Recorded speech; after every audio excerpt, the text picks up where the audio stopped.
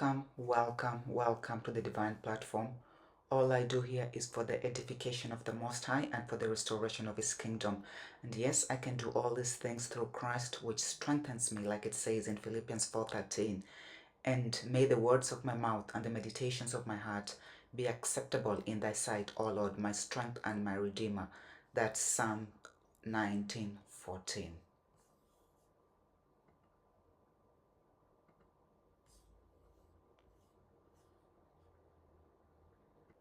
Welcome back and thanks to all for tuning in. Please subscribe if you have not yet done so, but most importantly, share this video.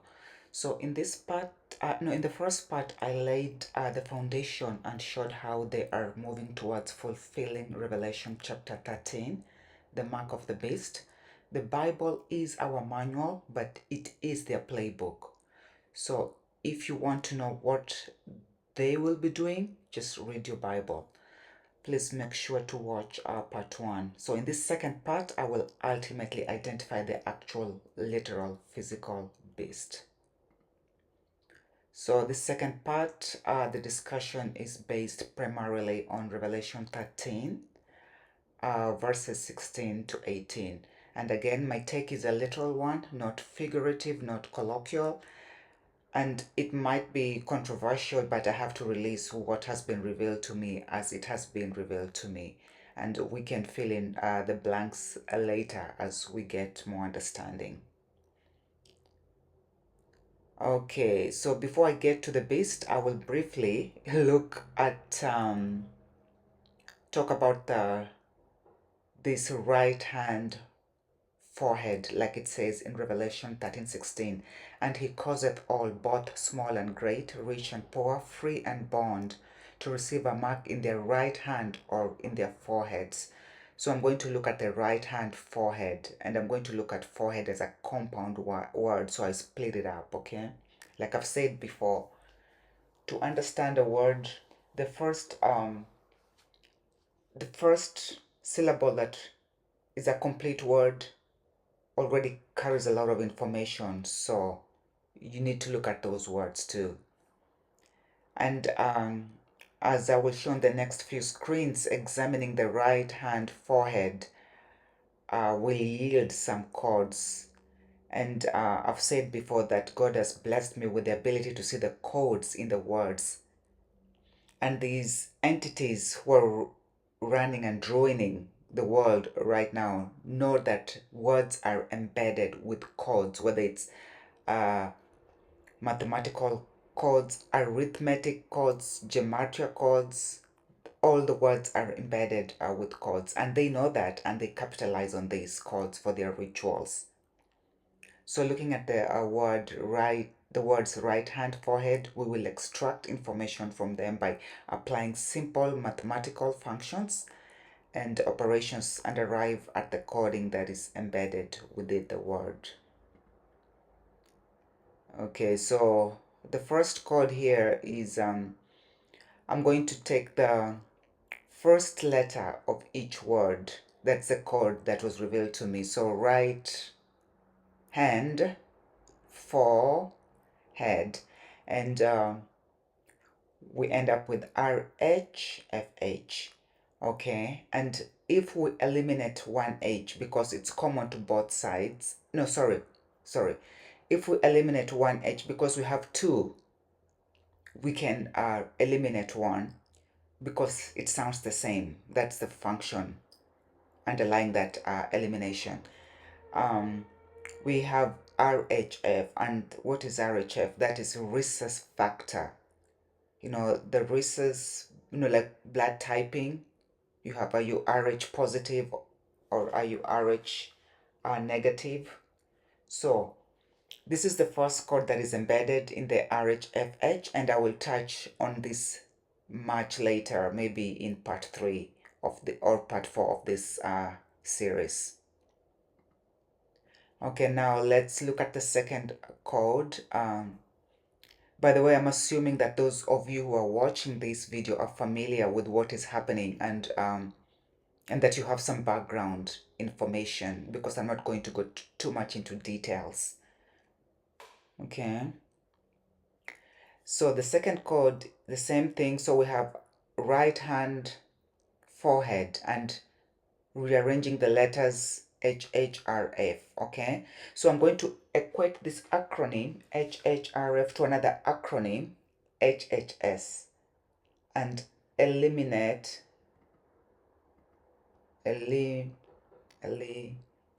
eliminate the common term, uh, the common expression in both terms, so to speak. So I'm going to equate HHRF to HHS. And once I cancel out this HH on both sides, because it's the same value, so really we don't change the, we don't alter anything. That's another function. We end up with RFS. RFS, what does that stand for? Radio frequency signal. By the way, HHS is the Department of Health and Human Services headed by R.F. Kennedy. So we end up with the radio frequency signal, and we know that the implanted devices use radio frequency signal for communication. So we can already see that the RHFH right hand forehead already has a lot of clues in it, codes embedded in it. Okay, let's look at one more. The third and final one. Well, it's two codes, but they're kind of tied in together. So simply applying the same operation, we get the embedded codes that show us who is doing what and what they're doing. And so here we have RHFH, like the previous one. Once we cancel out the H, we get RF. And of course, RF is radio frequency. And on the previous screen, what did we get? Similar radio frequency signal, still the radio frequency. But also we get RF. And the what is it, the director, the secretary of the Health and Human Services, which is an executive, which is part of the executive a cabinet,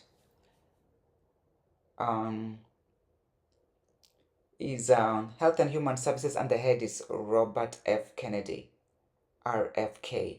So we see that RF showing up again. So, and we can see what he's saying already. He wants every American to use wearable health data collecting technology.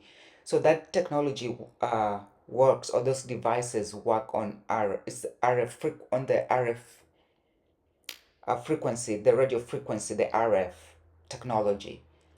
So we can see how all this is already tied in. It's embedded everywhere in what they're doing. They have extracted the information from the right hand forehead and they're using it. Okay, that's why it has to be him, because of his name, who's the secretary of Health and Human Services. And by the way, I think if you researched other people in their respective departments, in their respective roles, you'll probably come up with the same information. It's all coded. So what is radio frequency? So this is the range of electromagnetic waves used for communication, typically between 3 kilohertz and 300 gigahertz. And we can see the 3 in this code as well. These frequencies are used in technologies like radio, television, and cell phones to transmit signals wirelessly. This interrogation or communication is enabled through RF identification. So this is interesting here. These technologies are used in radio and television. See, the average person is not aware that this technology has always been here. We're just becoming more aware of it now because of the cell phones. But this technology has always been present. So this communication is used in cellular and wireless technology to transmit information without physical connection. So Bluetooth, cell phones, Internet of Things, this is where every device will be tagged. the wallets, the RF wallets, credit cards, debit cards, implants. Okay, this is the technology, the RF technology. It is without physical connection, and this is right in with the scripture in the Bible, the prince of the air. Okay, Ephesians 2:2, wherein in time past he walked according to the course of this world, according to the prince of the power of the air, the spirit that now worketh in the children of disobedience. So these people, that's the spirit in them, the prince of the power of air. This is why they're so obsessed with this, whatever they're doing. Okay. Okay, and then what did we see here? We saw that this interrogation or communication is enabled through RF identification. What is RF identification? It's a technology that uses electromagnetic fields to automatically identify and track tags attached to objects. It consists of a tag, a reader, and a transceiver, allowing for wireless communication and data exchange without needing a direct line of sight. Every item will have an ID tag attached to it. Everything that moves, appliances, homes, this is what they're planning on doing. And this is part of the tokenization if you're into cryptocurrency. Really, tokenizing an item is tagging an item at the core of it. They're going to, because you cannot tokenize and inventory if it's not tagged. So in essence, tokenization is tagging an item. Okay, and as I will show, the mark will be an RFID chip with attributes of the mark, name or number of the beast. And you know, one thing I just realized doing this was this Mr. RFK over here. So RF, okay, RF is RF Kennedy. His first, the first two initials of his first two names, yeah. But then the K, what I'm thinking, I don't know, I'm not sure. What I'm thinking, this K is maybe kilohertz, so maybe it will be in that range, so it will be like, that's how come you have the RFK, you know, because whenever they refer to him, it's usually RF Kennedy. It's rarely Robert F. Kennedy. It's usually RFK or RF Kennedy, and you know that is a mantra. People are saying RF, RFK, RFK, and this mantra is particularly or specifically are linked to him because they say it when they call his name. Yeah. So, okay. So that's all I have to say for the codes that are embedded within the word. The phrase right hand forehead. And if you see any other codes, please share them in the comment section below. So now we'll examine Revelation 13:17 and examine the mark, name, and number, and beast itself. I will show the beast, its name, and its number. So what is actually the mark? The mark is one of three things. It's three elements. It's a literal mark of the beast, like a symbol or something. Yeah. It could be the name of the beast or the number of its name. That is what the mark of the beast is going to be. So it's going to be a literal mark and the name or the number. Okay, any guesses, anyone? So what is the beast? I've seen a lot of people try to explain this, but they never explain it literally, you know. And maybe somebody knows what the beast is, but I haven't seen it, and I'm going to show you what I think it is. But first, let's look at the definitions. As usual, you know, we have to do that here so that we are clear about what we're talking about.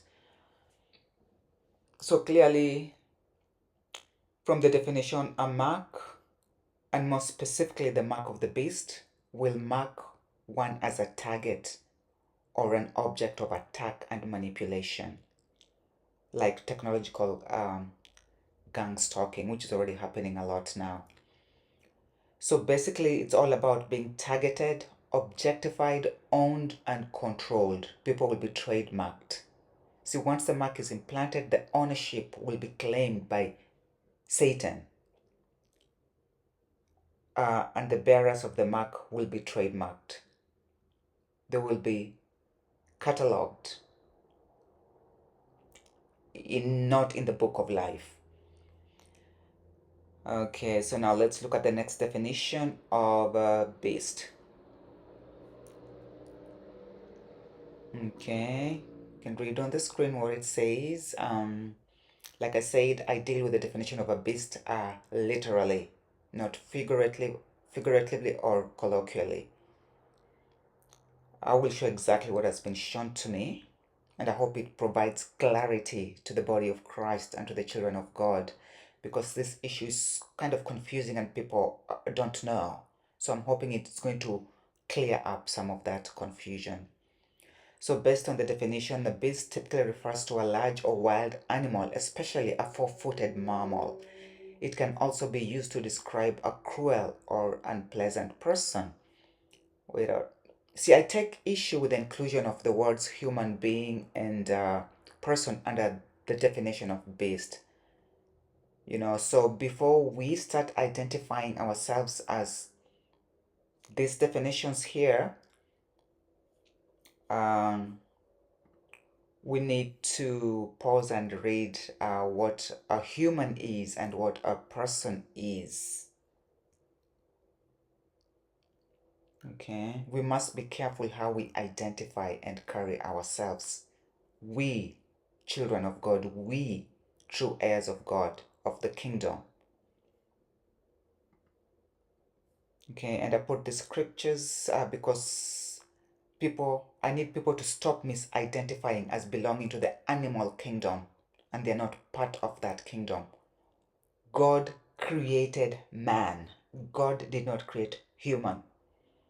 So don't let this Hegelian dialectic and all the confusion and all the programming and brainwashing get you to identify as a human.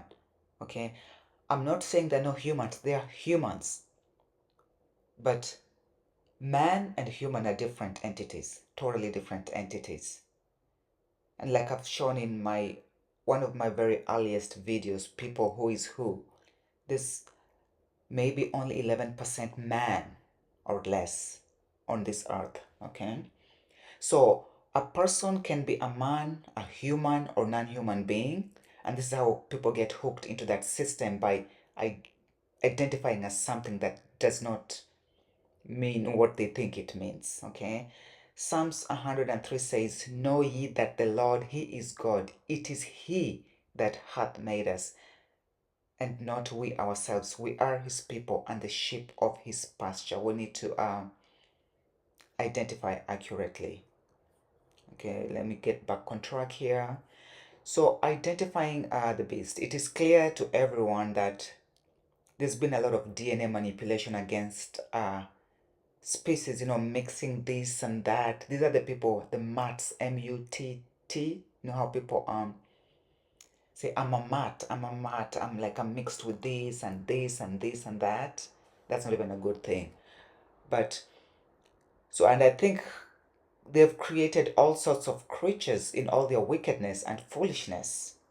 Okay, but what I know is that they're unable to evolve beyond a certain stage, and so therefore to create a sort of homeostasis or a balance, which is really a mockery to God, they're going to try to bring down. See, they can't go that high, so they're going to try and bring down. They'll try to reduce man to a beast. And this is the whole purpose of the transhuman agenda.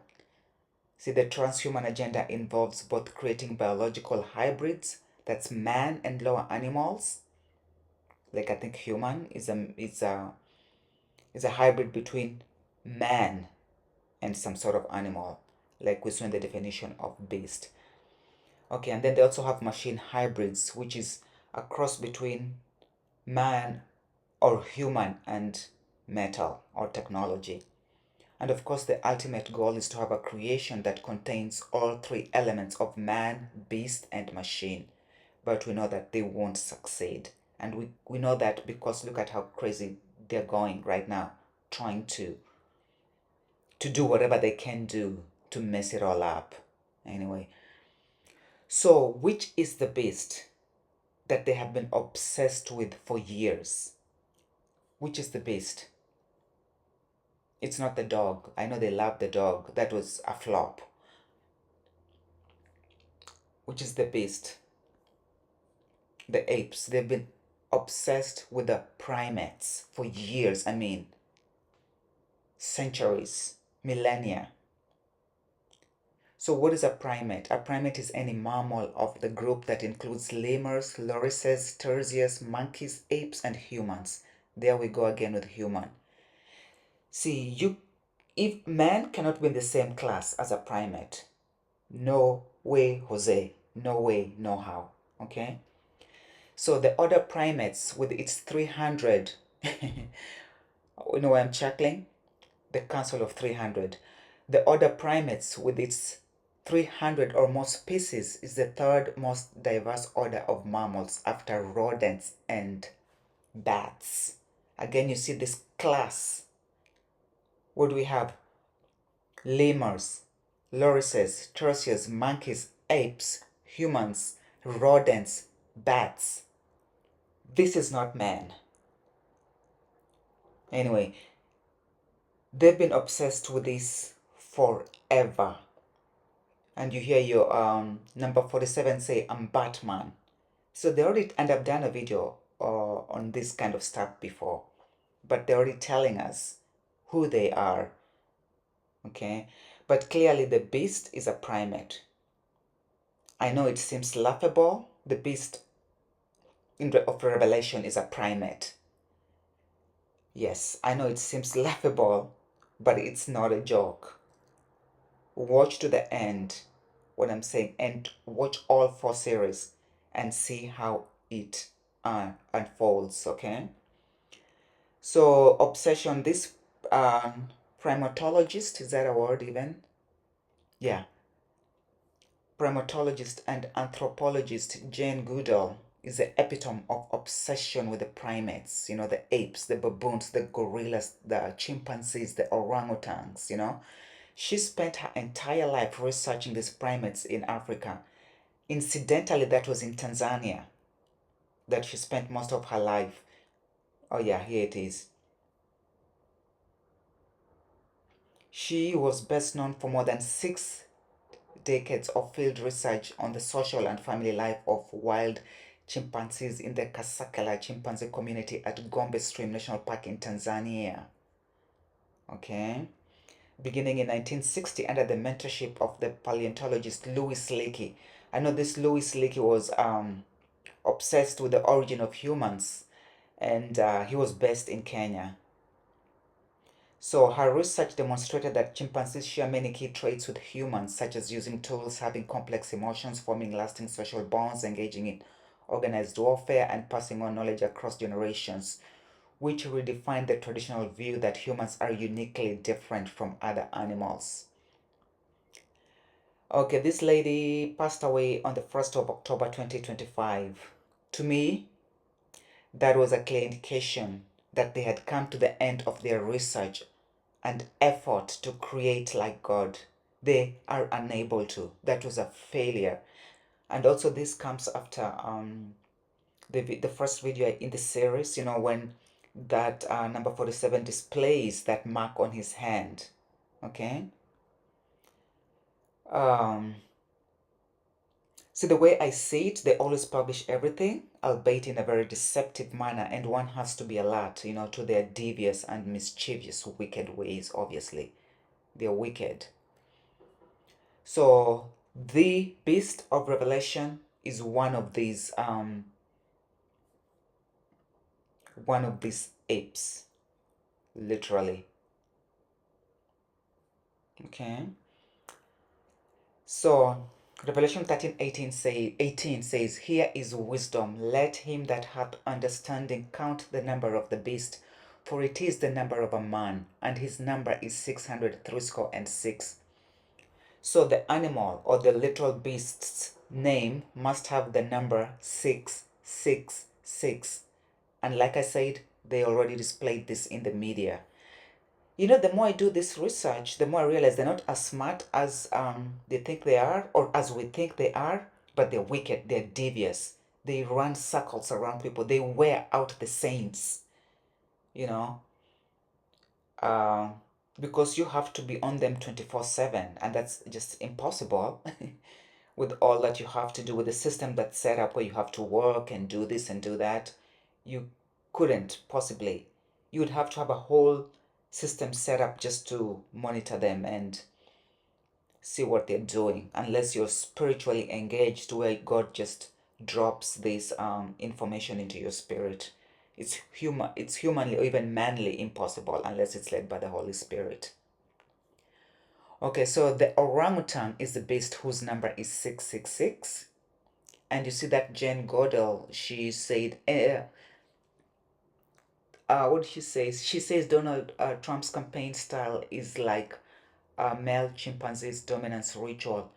And this is the orangutan that has to do with the tan. And I think there was an issue with this, which I've done videos on that before. I can't remember exactly what the issue was. So when they play this, when they place these kinds of images in the media, they are communicating to each other, and we need to be smart enough to know what is going on. Okay, so let us see what the number of the orangutan is. By the way, the chimpanzee and the orangutan are considered the most intelligent of the apes. Okay, so the chimpanzee will also play in later, but we'll see that in maybe part 3 or 4 of this series. So it's very clear in English gematria, orangutan equals to 666. And in the Sumerian cipher as well, orangutan equals to 666. So to me, it's quite clear that the orangutan is the beast of revelation. And I know this seems anticlimactic and almost ridiculous, but I will show with evidence how this is the beast. Okay. And it is thought by others that the beast is artificial intelligence. That might be part of it, but the beast itself is first a biological entity, because biology is a foundation. Like all technology is based on biology. So the beast itself is a biological entity, and then whatever builds upon that can be technology, whatever it is. Okay. So literally, the orangutan is the beast that fits this here, the number of the beast, which is the number of a man. It is 600 threescore and 6. Okay.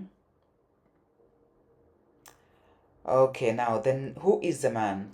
The number of the beast is the number of a man. So the number of that man must be the same as the number of the beast in the same ciphers.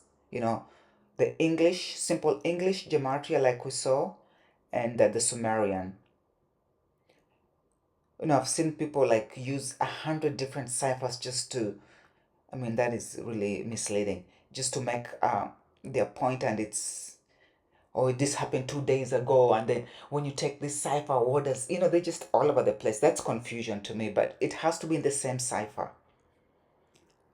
And also note that it does not say that the man is the Antichrist, necessarily the Antichrist, but possibly one of them, because it says it's the number of a man. It doesn't say the man. So who is this a man or a man? Okay. Okay, this is King Philip, is the name of the man, because when we look at okay, I have said in a previous video that the third person in the unholy trinity alongside Obama and Trump is going to be Prince William, and when he takes the throne, he will change his name. Okay, he won't. He will use King Philip. That is the identity he will use. And what I know is that they're having a hard time making that switch. They're clearly having a hard time.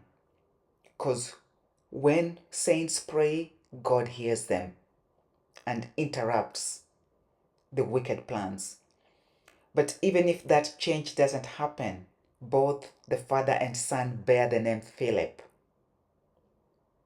So it doesn't matter who is the third person, they have that Philip name.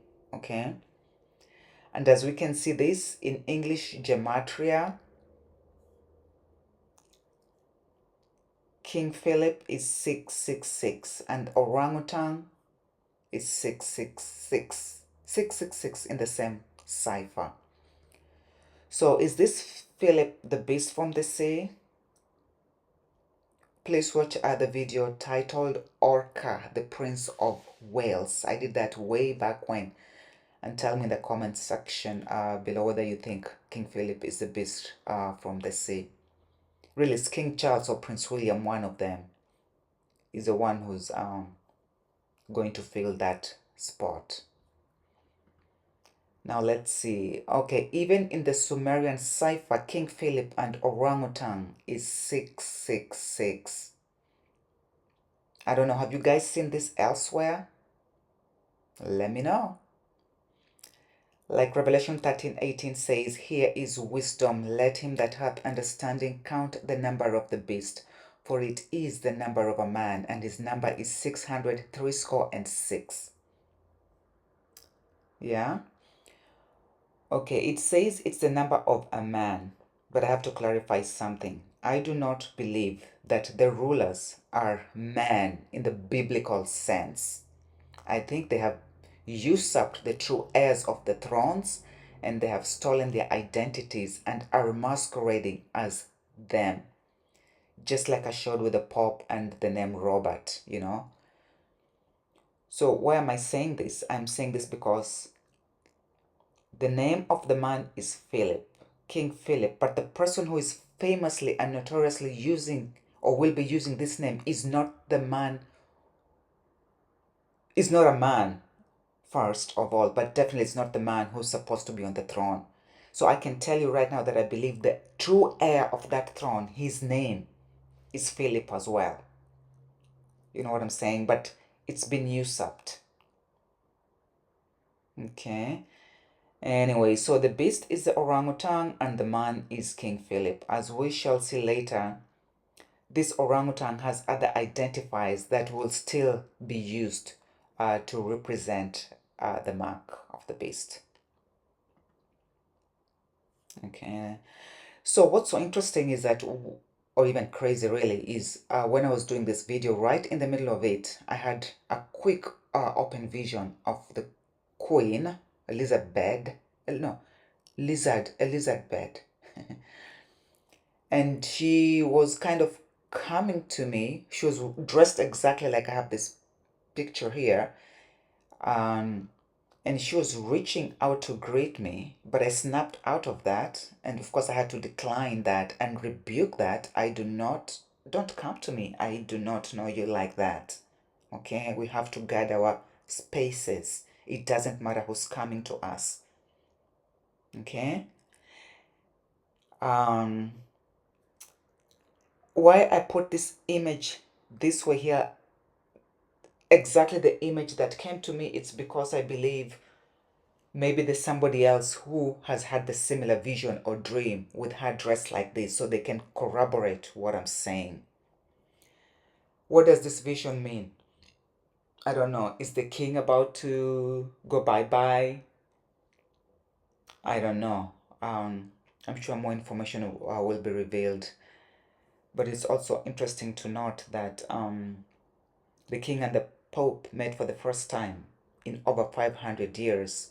And in one, I think in the video titled The Two Roberts, I think the third one has these two on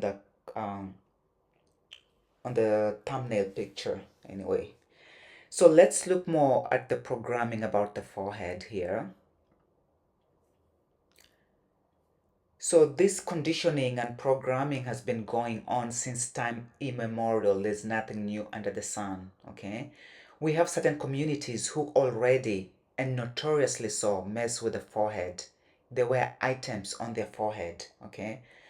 So that means that they are already conditioned to have items placed on their forehead. But additionally, when these people are convinced or when they believe that the mark will be beneficial, they will readily want to conspicuously associate with it, with this mark, by having it displayed on their foreheads, or having a, having to engage in an action that clearly shows that they have it.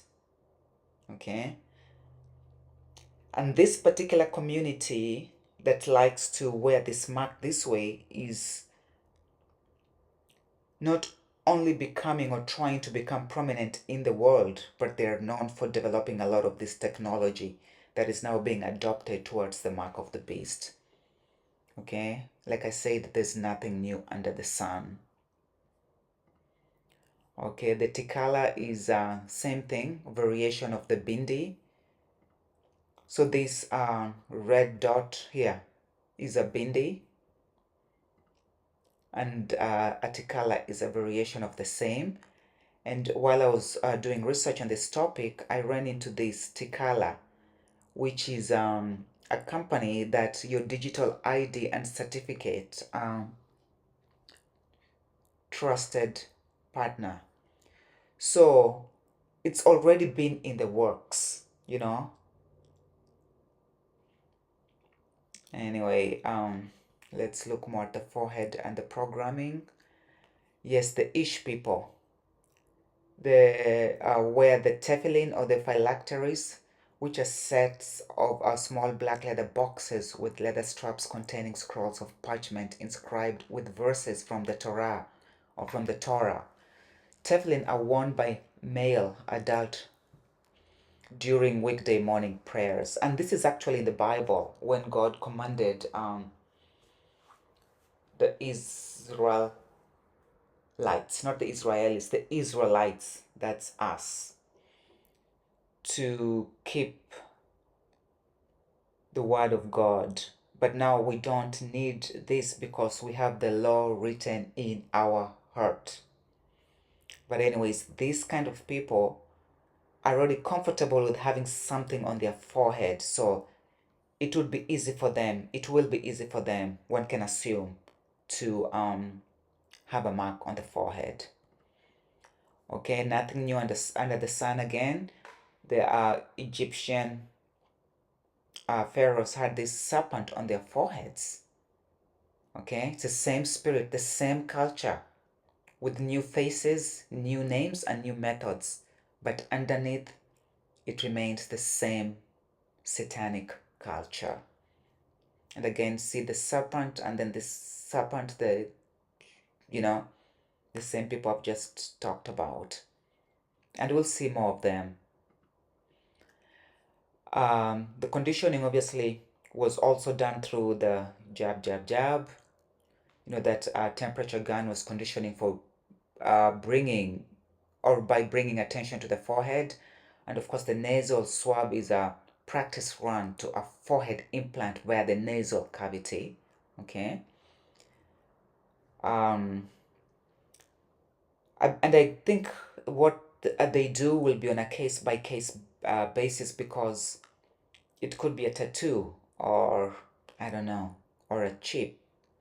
But these devices are getting so small, it could be anything. Okay, we are prohibited to make any cuttings in our flesh for the dead, nor print any marks upon us. I am the Lord. Okay, Leviticus 19:28. Ye shall not make any cuttings in your flesh for the dead, nor print any marks upon you. I am the Lord. Remember, so the Israelites took on the customs of the people who had enslaved them. Idolatry, marking, cutting of the body, child sacrifice, promiscuity, fornication, and we are expressly prohibited from doing so. And this taking the mark of the beast into the body will be in direct contravention with God's laws. Okay, it doesn't matter how you do it, whether it's just a simple tattoo or whether it's this or tattoo. It's prohibited, expressly prohibited in the Bible. Yeah, so people already have implants going for them, and I don't know how much information or how activated or how what word can I use,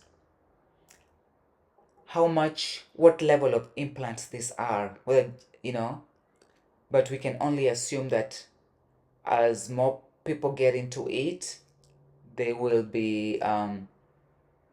get more information. So it won't be just a simple chip that you use to pay for groceries. It will be way more than that. It will be a control device, as we saw earlier. Okay, markings and modifications on the body are prohibited, and I have the scriptures there for you. Okay, the body is God's temple. If we destroy it, God will destroy us. The body is a living sacrifice. We are a royal priesthood, so we need to move accordingly. Okay, well, this is the end of part 2, and so far we have seen what is the actual literal beast, its name, and the number of both the beast and the man. In part 3, we look at the actual mark and the nuances with the name of the beast. Okay, and here I have this computer in English gematria equals to 666. And also in the Sumerian. And I will show you how this ties in back to the beast, the name of the beast, literally. Okay, so thank you so much for watching. Questions, comments, suggestions are always welcome. If this resonates with you, please like, share, and subscribe. We must reach as many people as possible. Remember, all is truth. There can only be truth. Everything else is a distraction. Do not be distracted. Thank you. Thank you. See you in the next.